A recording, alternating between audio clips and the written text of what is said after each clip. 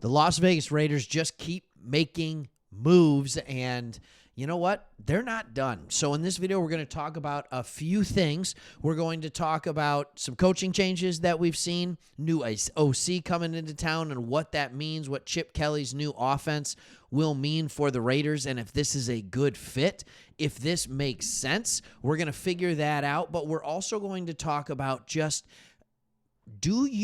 is it possible that you have the most resources this offseason of any team in the NFL? When you look at draft capital, when you look at potential free agency, money to spend in the salary cap, things like that. So we're going to go over all the moves that will be coming as well. But first, I want to ask you this question. What is your confidence level, and what is your favorite of the big three hires, I would say, so far? All right. Are you the most confident in John Spytek as the new GM? Are you most confident in Pete Carroll as the head coach? Or are you most confident in Chip Kelly being the offensive coordinator? Or is there something else that you're like, hey, you said big three, but there's another one that I'm not talking about that you're more excited for? So let's have that conversation. Leave it in the comment below. Which one are you the most excited for? Now, before we jump into Chip Kelly and all that kind of stuff, and I do want to talk about what he means for this Raiders offense, first I want to show you something. I was reading an article on PFF. And I like PFF, and this isn't a rankings thing or anything like this. This is simply them talking about which teams are best set up in as far as their off-season assets are concerned. Which teams are the best? So the first thing that they looked into is draft capital. Which teams have the most draft capital? All right? So the PFF draft value chart is what was used on this. So it's not just total number of picks. It's also where those picks land, which I think is a really important piece of the puzzle. Cleveland Browns, believe it or not, have the best draft capital. You can see here there's little lines. If you look in here, if I zoom in a little bit more, you can see lines here. That's where each one of their picks are. So their first pick is worth a ton, their second, third, fourth, fifth, and so on. The Raiders sit in nicely at number 3, all right, where they have a good first-round pick. We all know that, all right? Second, third, right? Fourth, all that kind of stuff is what you're looking at here on down to the later rounds, which don't really add a ton. So that is what you start at by looking at draft capital.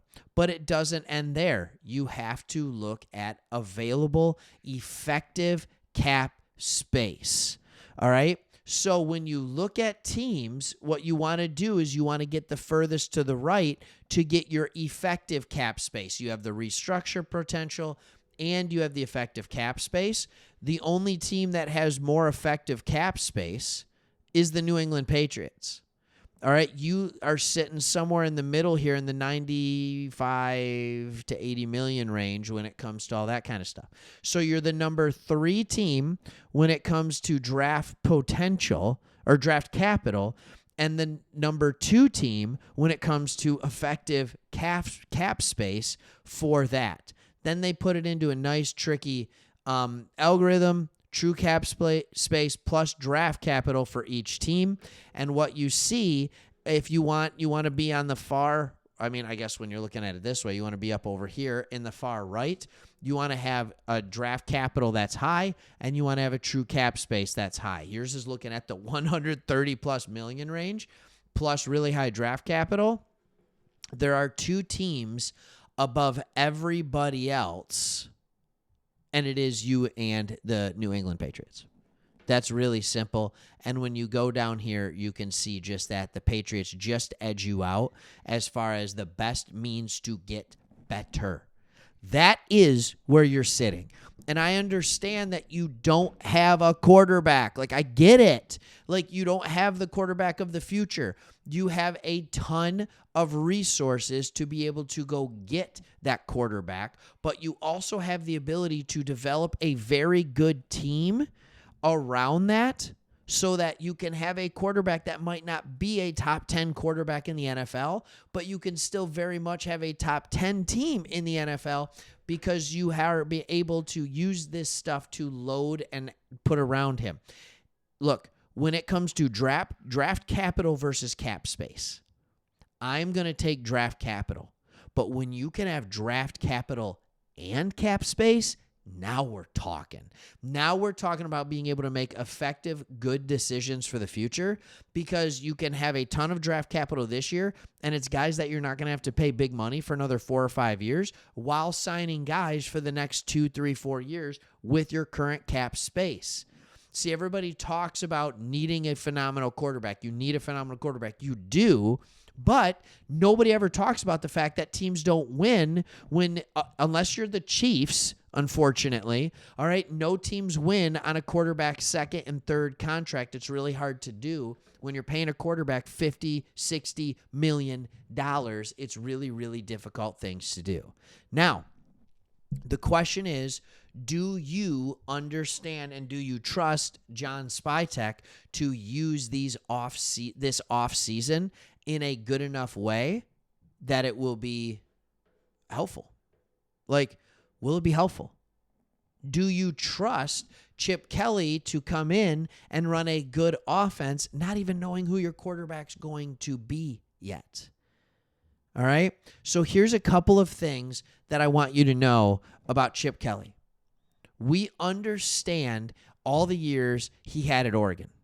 Then he came and he coached the Eagles. He actually was a head coach at the NFL level, went back down to the college level after not having much success in the NFL, to be completely honest.